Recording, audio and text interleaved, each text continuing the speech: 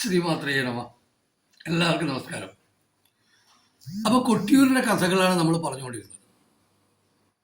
നമ്മൾ ഒടുവിൽ പറഞ്ഞു നിർത്തിയത് ദക്ഷപുത്രിയായ സതിയുടെ പ്രണയത്തെക്കുറിച്ച്. നേരത്തെ പറഞ്ഞതുപോലെ സതി അതീവ സുന്ദരിയാണ്. തീർച്ചയായിട്ടും അങ്ങനെയല്ലേ വരുള്ളൂ, കാരണം അത് സാക്ഷാൽ ആദിപരാശക്തിയാണ്. സതി എന്ന സുന്ദരി പ്രണയിച്ചത് സമ്പന്നനായ ഒരു രാജകുമാരനെ ആയിരുന്നില്ല. കൈലാസാദ്രി നിലയനിവാസിയായ, ശ്മശാനവാസിയായ, പിനാകപാണിയായ സാക്ഷാൽ ശ്രീപരമേശ്വരനെയാണ്. ഭഗവാൻ എന്തെങ്കിലും തൻ്റെ ഹൃദയം മനസ്സിലാക്കും, അല്ലെങ്കിൽ ഭഗവാൻ എന്തെങ്കിലും തൻ്റെ പ്രണയം തിരിച്ചറിയും എന്ന് വിശ്വസിച്ച് നിത്യവും ഓം നമഃശിവായ എന്ന പഞ്ചാക്ഷരി ജപിച്ച് ദക്ഷപ്രജാപതിയുടെ ആ വലിയ കൊട്ടാരത്തിൽ സതി എന്ന സുന്ദരി അങ്ങനെ കഴിഞ്ഞു വന്നു. ഒടുവിൽ എപ്പോഴോ ദക്ഷൻ പുത്രിയുടെ മനസ്സിലെ മോഹമറിഞ്ഞു. തീർച്ചയായും ദക്ഷൻ സന്തോഷിക്കേണ്ടതാണ്. ആദിപരാശക്തി ചെന്ന് ചേരേണ്ടത് ശിവനിലേക്ക് തന്നെയാണ്. ശിവന്റെ ചലനം പോലും അമ്മയാണ്. പക്ഷെ ഇവിടെയാണ് തിരോധാനം എന്ന് പറഞ്ഞൊരവസ്ഥ സംഭവിക്കുന്നത്. ലളിത സഹസ്രനാമം വായിക്കുന്നവർക്കറിയാം, തിരോധാനകരീശ്വരി എന്നൊരു പേര് അമ്മയ്ക്കുണ്ട്. മായ കൊണ്ട് നമ്മളിങ്ങനെ മൂടിക്കളയാം. നമ്മൾ യഥാർത്ഥ സത്യത്തെ തിരിച്ചറിയാതിരിക്കുക. ഇത് ലോകത്തിന് നിലനിൽപ്പിന് ആവശ്യമാണ്.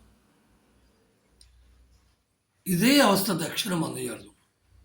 ദക്ഷൻ ഒരു നിമിഷം ആദിപരാശക്തിയാണ് തൻ്റെ മകളായി പിറന്നത് എന്ന സത്യത്തെ അങ്ങ് മറന്നു. കേവലം ഒരു മനുഷ്യ സ്ത്രീയോട് പെരുമാറുന്നത് പോലെ ദക്ഷൻ മകളോട് പെരുമാറി. മകളെ വല്ലാതെ വഴക്ക് പറഞ്ഞു. ആ ബന്ധത്തിന് ഒരിക്കലും ഞാൻ സമ്മതിക്കില്ല എന്ന് ദക്ഷൻ ഉറപ്പിച്ചു പറഞ്ഞു.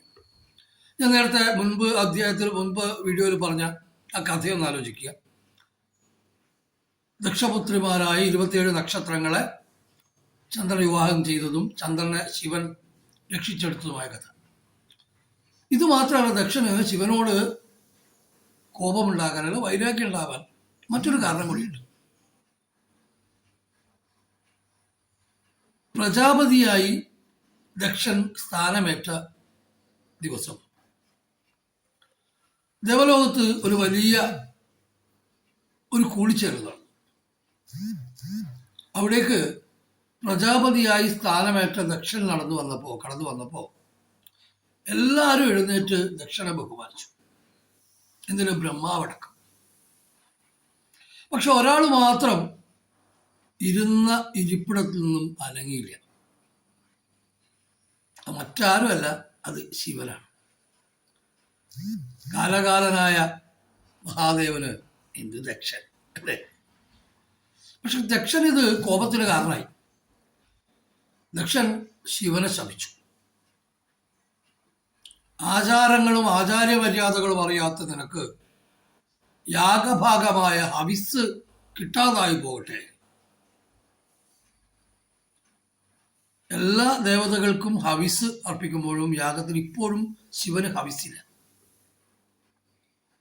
മഹാദേവനൊന്നും പറഞ്ഞില്ല, അത് കഴിഞ്ഞു പോയി. അപ്പോ ഈ കാര്യം അപ്പോഴാണ് ദക്ഷൻ ഓർത്തത്. അതുകൊണ്ട് തന്നെ ദക്ഷൻ മകളോട് വല്ലാതെ കയർത്ത് സംസാരിച്ചു. എന്നാൽ സതി ശ്രീപരമേശ്വരനെ മാത്രമേ വരനായി സ്വീകരിക്കൂ എന്നുള്ള വാശിയിലായി. അപ്പൊ എന്താ വഴി? ദക്ഷന്റെ ഉപദേഷ്ടാവായ ഭൃഗുമുനി ഒരു വഴി പറഞ്ഞു കൊടുത്തു. സതിയുടെ സ്വയംവരം നടത്തുക. ദക്ഷന് ആ ഐഡിയ അല്ലെങ്കിൽ ആ ഉപായം നന്നായിട്ട് ബോധിച്ചു. ഉടനെ ദക്ഷൻ പെരുമ്പറ കൊട്ടി വിളംബരം പുറപ്പെടുവിച്ചു. വിളംബരം പ്രജാപതി ദക്ഷന്റെ പുത്രിയായ സതിയുടെ സ്വയംവരാണ്. കാട്ടാളനും ശ്മശാനവാസിയുമായ ശിവനൊഴികെ മറ്റെല്ലാവരെയും ഈ സ്വയംവരത്തിലേക്ക് ക്ഷണിക്കും. നേരത്തെ പറഞ്ഞ പോലെ എല്ലാ രാജകുമാരന്മാരുടെയും ഹൃദയത്തിൽ ഉണ്ടായിരുന്ന ഒരു താരമായിരുന്നു സതി. എല്ലാവരും സ്വയംവര പന്തലിലേക്ക് എത്തി.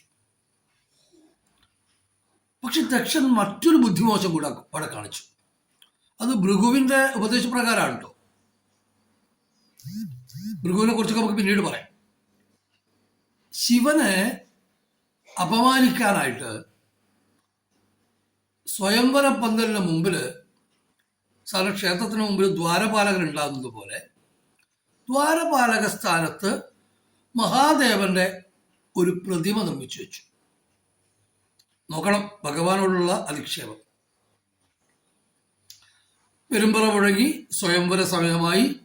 സതീദേവി താലത്തിൽ വർണ്ണമാല്യവുമായി ഇങ്ങനെ നടന്നു. തൻ്റെ കഴുത്തിലാവും വർണ്ണമാല്യം ചാർത്തുക എന്ന പ്രതീക്ഷയോടെ രാജകുമാരന്മാരിങ്ങനെ ശ്വാസമടക്കി പിടിച്ച് നിൽക്കവേ ഇത് സംഭവിച്ചു. സതീദേവി സ്വയംവര പന്തലിന് മുമ്പിൽ തൻ്റെ പ്രാണനാഥനെ അപമാനിക്കുന്നതിന് വേണ്ടി അച്ഛൻ നിർമ്മിച്ച ശിവന്റെ പ്രതിമയിലേക്ക് വർണ്ണമാല്യം ചാർത്തി.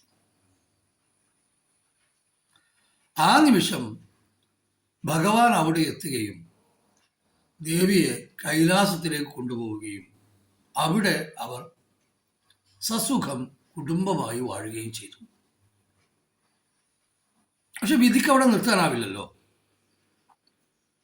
അതിനിടയിലാണ് ഈ കൊട്ടിയൂരിന് ആ പേര് വരാൻ കാരണമായ ആ മഹാസംഭവം നടക്കുന്നത്. അതെന്താണെന്ന് അടുത്ത വീഡിയോയിൽ നമുക്ക് പറയാം.